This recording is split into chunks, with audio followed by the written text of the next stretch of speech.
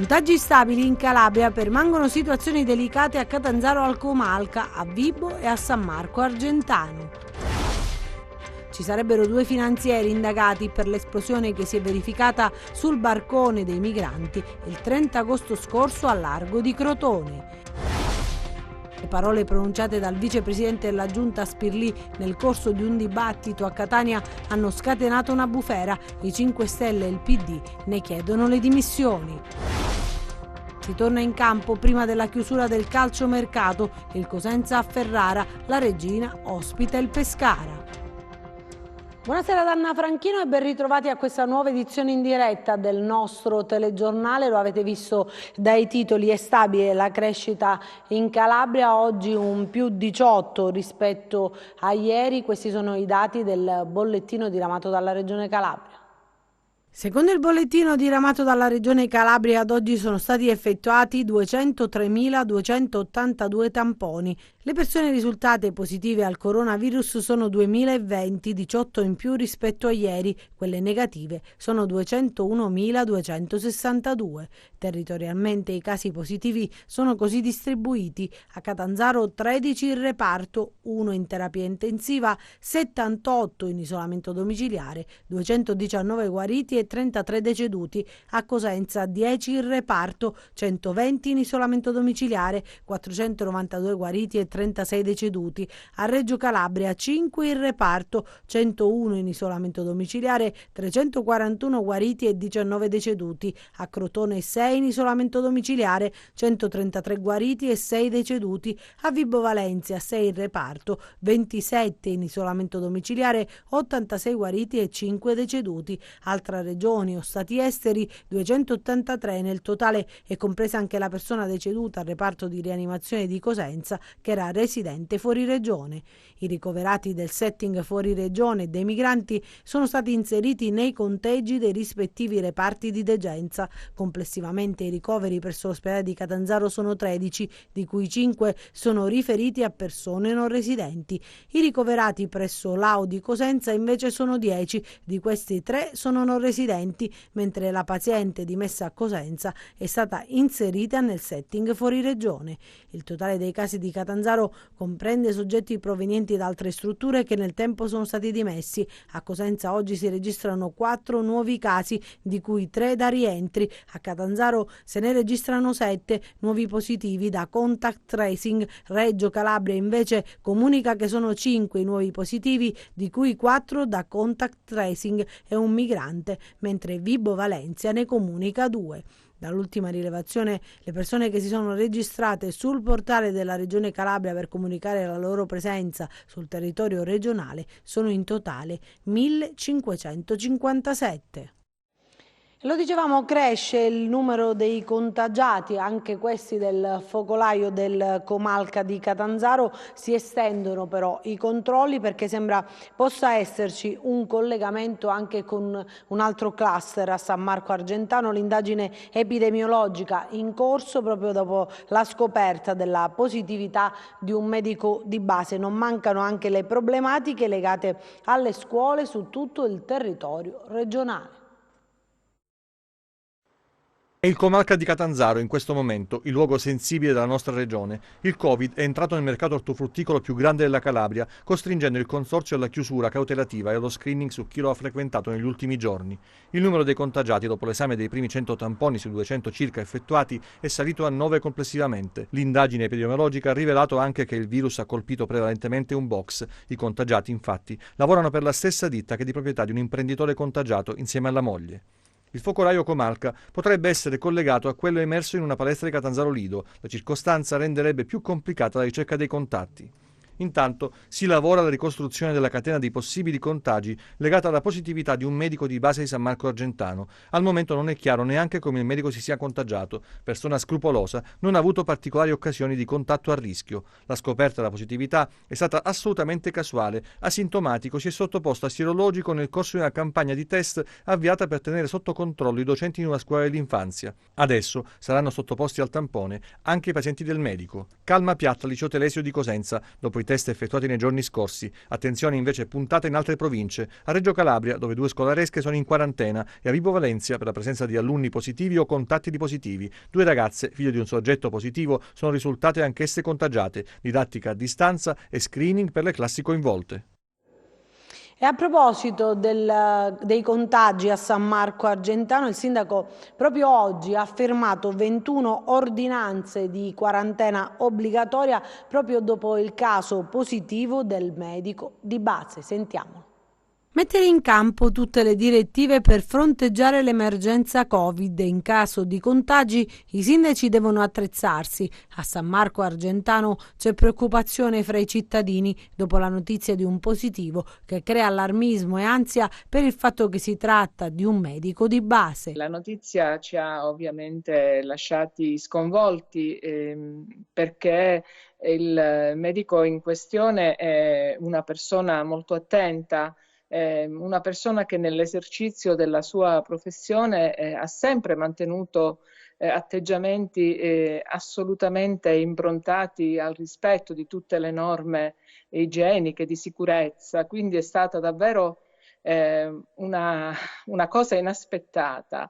E tuttavia, ecco, stamattina sono stati già eseguiti i tamponi sulla famiglia, sul nucleo familiare allargato, i parenti più stretti, i contatti più vicini e nei prossimi giorni saranno poi sottoposti a tampone anche i docenti e i pazienti del dottore. C'è da dire che la circostanza richiede particolare attenzione in quanto nelle scorse settimane diversi insegnanti si sono recati presso lo studio per effettuare il test sierologico, così come previsto dalla normativa. Noi abbiamo già dovuto disporre diverse ordinanze di quarantena, altre arriveranno nelle prossime ore. Abbiamo raccomandato a tutti ovviamente di continuare a osservare in maniera rigorosa le regole che proteggono tutti noi, proteggono la comunità, con l'augurio che davvero possa finire nel migliore dei modi e che non ci possano essere altri contagi, e ovviamente anche con l'augurio rivolto a questo medico bravissimo, eccezionale, un dottore che ha davvero sposato la sua professione nel senso più vero e più pieno, possa al più presto essere negativo. Questa mattina il sindaco Mariotti ha firmato 21 ordinanze di quarantena obbligatoria e fra le pazienti del medico ci sono anche alcune docenti che hanno comunque frequentato istituti scolastici e che attendono gli screening necessari per circoscrivere la diffusione del virus. Adesso saranno sottoposte a tampone queste docenti con l'augurio che siano tutte negative. C'è da dire che queste persone stanno bene e che sono trascorsi già da alcuni contatti oltre 10 giorni. Questo ci rasserena un poco. Molti tamponi sono stati fatti il giorno 20, il 19, quindi siamo preoccupati ma nello stesso tempo convinti che la situazione possa essere contenuta nei termini più favorevoli, quelli che noi ci auguriamo che possano poi rivelarsi. E a proposito sempre di coronavirus, sono troppe le persone in giro senza mascherina. Il prefetto di Vibo Valentia ha lanciato un appello ai cittadini: è necessario rispettare le regole. Un vertice in prefettura proprio per fare il punto sulla situazione dei contagi. A Vibo vertice convocato dal prefetto per fare il punto sui contagi che si registrano nel Vibonese. Al tavolo rappresentanti degli enti locali e dell'azienda sanitaria provinciale. Ci sono ancora troppe persone senza mascherine, è stato evidenziato. Da qui l'appello del prefetto ai cittadini affinché in questo momento delicato rispettino le regole. Una parte dei focolai poi sono derivati dai matrimoni festeggiati con tanti invitati. Noi non possiamo certo proibire i matrimoni, però forse un senso di responsabilità da parte di tutti potrebbe portare a limitare, a contenere il numero di invitati. C'è poi la questione delle scuole che fanno i conti con lo spettro del Covid. Mentre all'entrata e all'interno degli istituti c'è il rispetto di quelle che sono le regole, che in questo caso i dirigenti scolastici, il personale insegnante, il personale ATA, gli studenti stessi rispettano le regole. Poi al momento dell'uscita, il momento poi dei saluti, il momento diciamo della ricreazione finale, ecco, in quel momento purtroppo queste regole non vengono rispettate. Ma è giusto chiudere le scuole appena c'è il sospetto di un potenziale contagio? No, questo no, perché è allarmismo. Sulle scuole io invece inviterei i genitori a seguire i ragazzi la mattina quando escono di casa, controllare la temperatura, controllare se hanno sintomi simili influenzali tipo tosse, lacrimazione degli occhi, del naso, controllare la temperatura e indossare la mascherina. Poi qualsiasi cosa noi siamo in grado di tenerla sotto osservazione. Nel corso del vertice l'ASP ha fatto il punto sui focolai attivi nel Vibonese. Abbiamo questi 2 focolai ma che sono sotto controllo e che in questo momento non destano alcuna preoccupazione. Stefanaconi l'abbiamo screenato, abbiamo fatto 1300 tamponi. Per quanto riguarda San Costantino è sotto controllo, osservazione, abbiamo già messo un sacco di persone in quarantena, in isolamento domiciliare fiduciario, abbiamo fatto 300 tamponi, pensiamo di farne ancora altri 300 per avere una percentuale maggiore sulla popolazione residente nel comune di San Costantino. Parliamo adesso di una protesta che c'è stata questa mattina alla Lamezia Terme e Castrovillari dei tirocinanti che chiedono alla Regione da troppo tempo la stabilizzazione. Nel pomeriggio poi è stata accolta la richiesta di un incontro con il ministro Provenzano. In Calabria c'è una sottooccupazione spaventosa, il governo pensa andare a 400 miliardi di garanzia alle banche. Per i lavoratori neanche 30 miliardi sono stati. È chiaramente un atto forte dovuto alla disperazione, alla situazione che vivono 7.000 tirocinanti che lavorano nella nostra pubblica amministrazione, hanno paghe da fame e non hanno alcun diritto. C'è bisogno di uno scatto in questa cosa e chiudere anche con questo precariato. La Regione dice che vuole chiudere col precariato storico e va bene, ma anche questo è precariato. Queste tutte persone che fanno camminare la macchina amministrativa calabrese e che hanno bisogno di risposte. Fin qui la protesta dei tirocinanti calabresi che questa mattina hanno bloccato la bretella che collega l'autostrada all'aeroporto, alla stazione dei treni e al centro di Lamezia Terme. Le loro richieste sono precise, rivendicano condizioni lavorative meno precarie. Da mesi, nonostante gli incontri con la Regione, non c'è nessun tipo di prospettiva. Oggi hanno scelto una forma di protesta eclatante e così il primo pomeriggio hanno ottenuto un incontro con il Ministro per il Sud e per la coesione territoriale Giuseppe Provenzano venerdì prossimo. Il futuro di questi 7.000 calabresi e delle loro famiglie non può essere delegato a nessuno. Accogliamo positivamente, fanno sapere, l'incontro dei prossimi giorni con Provenzano, ma non ci fermiamo, attendiamo il governo alla prova dei fatti. Se non dovesse concretizzarsi l'incontro a Roma, annunciamo altre mobilitazioni. Ed è polemica sulle parole pronunciate dal vicepresidente della Giunta Spirlì nel corso di un dibattito a Catania che hanno scatenato una vera e propria bufera. I 5 Stelle e il Partito Democratico ne chiedono le dimissioni.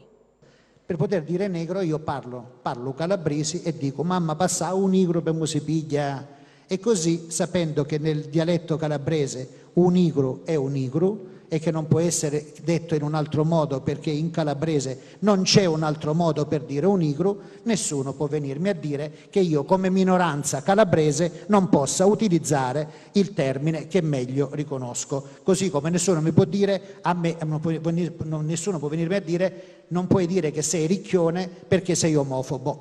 Io lo dico e guai a chi mi vuole impedire di utilizzare la parola ricchione per dire che è ricchione. Queste sono le dichiarazioni che hanno suscitato un vespaio nella politica regionale e non solo. Le parole pronunciate dal vicepresidente della Regione Calabria e assessore alla cultura Nino Spirlì nel corso di un dibattito organizzato a Catania dalla Lega hanno indotto Movimento 5 Stelle e PD a chiedere le dimissioni. Non perda altro tempo, afferma Federica Dieni del Movimento 5 Stelle, e rassegni immediatamente le sue dimissioni e chieda scusa. Nel caso non intendesse farlo, ci pensi la presidente Iole Santelli a revocargli il mandato e a fare mea culpa per aver nominato nella sua giunta un uomo che non ha il senso della misura. Sono espressioni che si qualificano da sole, ma che diventano inaccettabili e sconcertanti, afferma ancora la Dieni, se pronunciate da un esponente del governo regionale. A Nino Spirlì chiediamo un atto d'amore per la Calabria e le sue istituzioni. Lo dichiara il commissario regionale del Partito Democratico Stefano Graziano. La sua ultima uscita calpesta le sofferenze e le battaglie di chi si batte contro le discriminazioni e l'odio. Spirlì non può rappresentare la Calabria, che è terra di solidarietà e accoglienza. Parla invece di show in una nota all'Arcigay di Reggio Calabria, che dice: siamo disorientati da affermazioni di tal genere che offendono non solo chi appartiene alle nostre associazioni e comunità omosessuali, ma colpiscono e sminuiscono la dignità di tutte le cittadine e cittadini calabresi. Non possiamo tollerare questi atteggiamenti, concludono poi, da chi amministra e rappresenta la nostra regione. Per questo motivo chiediamo alla presidente Santelli una presa di posizione contro queste dichiarazioni, che altro non sono che linguaggio di odio. La cronaca adesso: ergastolo per Nicolino Grande Aracri, assolti gli altri 3 imputati, Angelo Greco, Antonio Lerose e Antonio Ciampà, per non aver commesso il fatto, e la sentenza emessa proprio pochi minuti fa dalla Corte d'Assise del Tribunale di Reggio Emilia per il processo proprio che si intitola A Emilia 1992, uno dei filoni del maxi processo all''ndrangheta emiliana. I 4 erano accusati di omicidio volontario premeditato e aggravato proprio dal metodo mafioso nei confronti di Nicola Vasapollo, 33enne di Cutro, assassinato il 21 settembre del 92 a Reggio Emilia, e di Giuseppe Ruggero, 35enne cutrese, ammazzato da 4 uomini travestiti da carabinieri il 21 ottobre del 92 a Brescello, sempre nel Reggiano. E omicidio colposo, plurimo, incendio colposo sono le ipotesi di reato, invece questa volta a carico di 2 finanzieri della sezione operativa navale di Crotone, intervenuti per salvare un gruppo di migranti su una barca a vela esplosa a largo delle acque del Crotonese. Per i magistrati si tratta di un atto dovuto. Dove vado, ragazzi? Dove vado? Da eroi a indagati, si tratta di 2 finanzieri della sezione navale di Crotone che il 30 agosto scorso soccorsero i migranti a bordo del veliero esploso al largo di Le Castella. In quell'esplosione 4 profughi morirono. L'incidente avvenne mentre la motovedetta della Guardia di Finanza stava scortando il natante nel porto di Crotone. I militari, oggi iscritti nel registro degli indagati, si trovavano a bordo del veliero proprio per aiutare i migranti. Quando la barca esplose rimasero feriti e, pur avendo riportato uno la frattura di una gamba, l'altro del piede, si tuffarono in acqua nel tentativo di salvare la vita dei profughi di nazionalità pakistana, egiziana e siriana. Quel giorno l'esplosione venne avvertita fino alle spiagge della costa crotonese ancora piene di turisti. I 2 finanzieri di 52 e 32 anni rimasti feriti nelle operazioni di soccorso furono così considerati degli eroi. Adesso invece sono stati iscritti nel registro degli indagati. Le ipotesi di reato sono omicidio colposo plurimo e incendio colposo, accuse pesanti lanciate da 7 migranti che avrebbero detto di aver visto i 2 militari fare carburante da alcune taniche presenti sul veliero mentre erano in mare, circostanza smentita però dai finanzieri. Oggi l'incidente probatorio per i magistrati che sulla tragedia avvenuta in mare hanno aperto un'inchiesta. L'iscrizione dei 2 finanzieri nel registro degli indagati è un atto dovuto che consentirà ai 2 militari di potersi difendere nella ricerca delle cause che hanno provocato lo scoppio dell'imbarcazione. La barca a vela dopo l'esplosione è affondata in un tratto di mare piuttosto profondo e deve essere recuperata. E ora ci spostiamo a Siderno, parliamo di rifiuti e in particolare dell'impianto di San Leo. Sulla vicenda dell'impianto di San Leo a Siderno, che è stato al centro la settimana scorsa delle polemiche e anche delle cronache per un incendio che si è sviluppato all'interno di un capannone provocando una nube tossica, stanno intervenendo con regolarità partiti e associazioni. Nei giorni scorsi c'è stata una riunione e tutti i rappresentanti delle associazioni e ovviamente dei movimenti politici hanno espresso davvero tanta preoccupazione per quanto accaduto. Nel corso della riunione chiaramente sono state espresse le opinioni più disparate. L'idea di spostare l'impianto dalla frazione di San Leo è quella più da seguire, soprattutto in questa fase. Si pensa ad una mega area dove non ci siano agglomerati urbani nelle vicinanze e che quindi possa essere realmente utilizzata per il conferimento dei rifiuti di tipo umido, come avviene appunto per l'impianto sito nella contrada di San Leo. In ogni caso in queste ultime ore l'attività di conferimento è ripresa, la raccolta dei rifiuti di tipo umido appunto ha avuto un suo nuovo inizio, quindi questo è un segnale che dall'emergenza si sta uscendo, ma la polemica non è affatto conclusa. Parliamo adesso di call center, aziende a rischio contagio. Non sono mancati i casi, ma con le dovute precauzioni e il rispetto delle regole si può lavorare in sicurezza. Siamo entrati in un'azienda di Rende che conta più di 100 dipendenti, smart working per parte del personale, controlli e cautele sul posto di lavoro. Vediamo. Siamo all'interno dell'azienda Yes We Call, un call center che si trova a Rende nella zona industriale. Ogni mattina i dipendenti, sono circa 100, entrano, viene effettuata la misurazione della febbre, la igienizzazione delle mani e poi si entra finalmente in sala dove si può prendere posizione in una delle tante postazioni che sono però distanziate l'una dall'altra. Si lavora con le mascherine, stanno alzando anche delle barriere per proteggere ancora di più i dipendenti che sono qui al lavoro. E siamo con Alessandro Bacilieri, che è il manager di Yes We Call. C'è grande attenzione nei confronti di questo virus e per la tutela della salute dei dipendenti. Assolutamente sì, noi eravamo consapevoli, diciamo, post estate di andare incontro, diciamo, non dico una seconda ondata, ma un ritorno dei contagi, e quindi ci siamo fatti trovare pronti.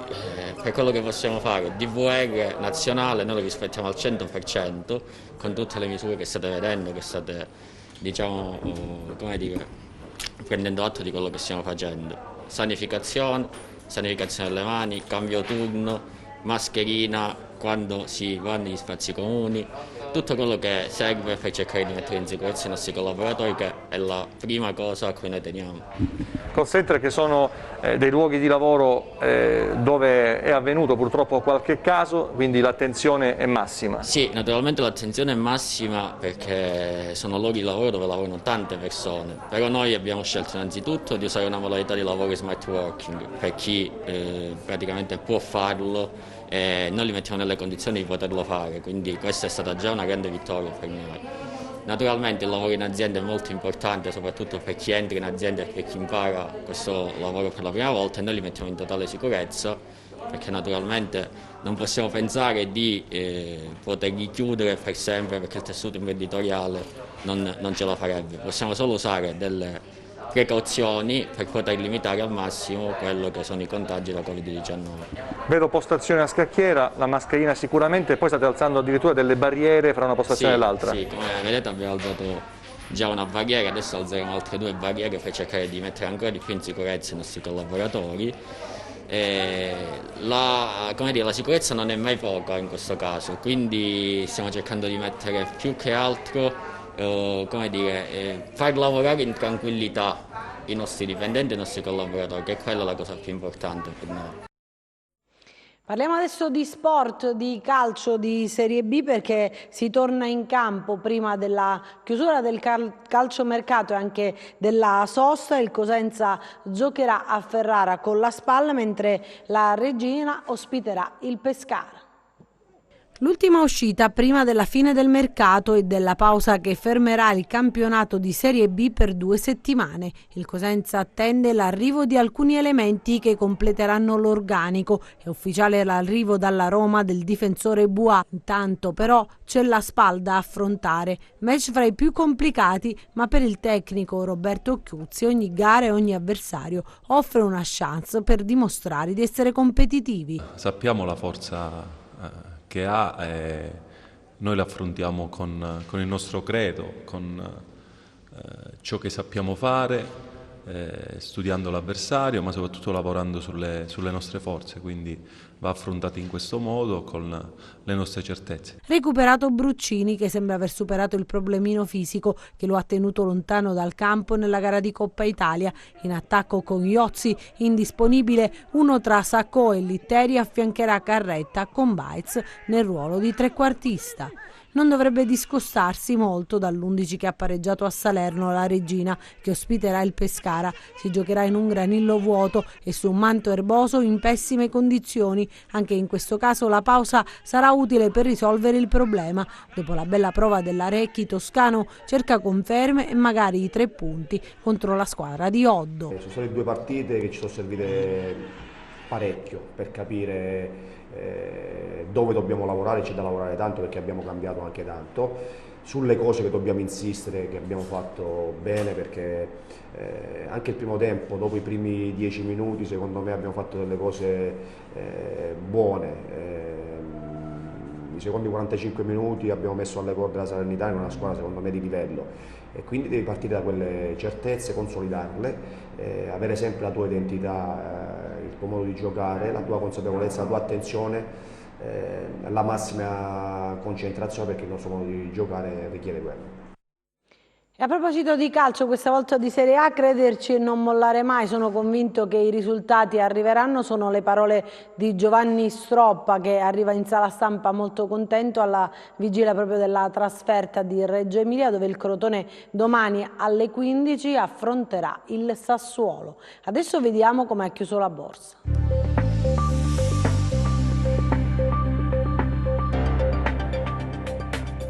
Le borse europee chiudono poco distanti dalla parità e il Job Report americano di settembre ha evidenziato 661.000 nuovi posti di lavoro nel settore non agricolo, contro gli 859.000 previsti dagli analisti e gli 1,49 milioni di agosto.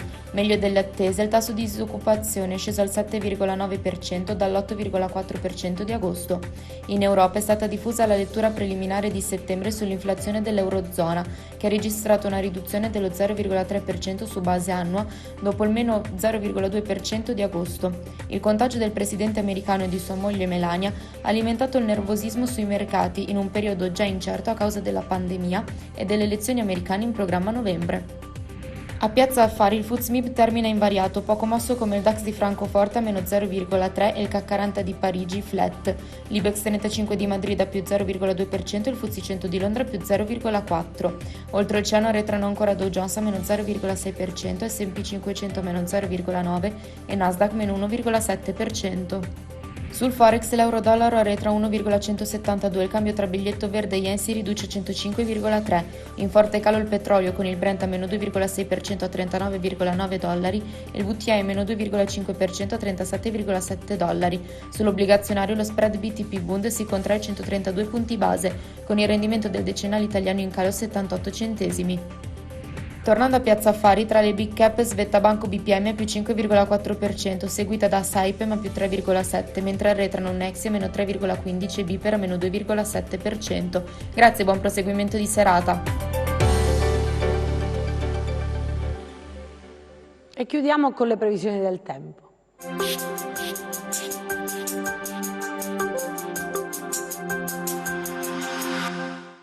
L'attivazione di correnti di scirocco molto miti, scaturite da un profondo vortice presente sul Golfo di Biscaglia, causerà un deciso aumento delle temperature sulla nostra regione, che raggiungeranno il loro apice con valori tipicamente estivi proprio nel corso del weekend, soprattutto sui versanti tirrenici e le zone interne. Domani parzialmente nuvoloso sui versanti ionici del Catanzarese e del Reggino e su basso crotonese, ove non si escludono deboli pioviggini isolate. Altrove passaggio di nuvolosità medio-alta temperatura in deciso aumento sui litorali tirrenici e zone interne con picchi superiori ai 32 gradi. Non risentiranno invece dell'aumento i litorali ionici del Catanzarese, del Reggino e del Basso Crotonese. Passiamo al comportamento di mari e venti. Domani mosso il Mar Tirreno con venti in direzione meridionale, molto mosso il Mar Ionio con venti moderati da scirocco. Prima di salutarci vi ricordo il nostro sito web www.meteoincalabria.com e la nostra pagina Facebook Meteo in Calabria. Anche per noi è tutto, io mi fermo qui, grazie per averci seguito e buon proseguimento di serata, arrivederci.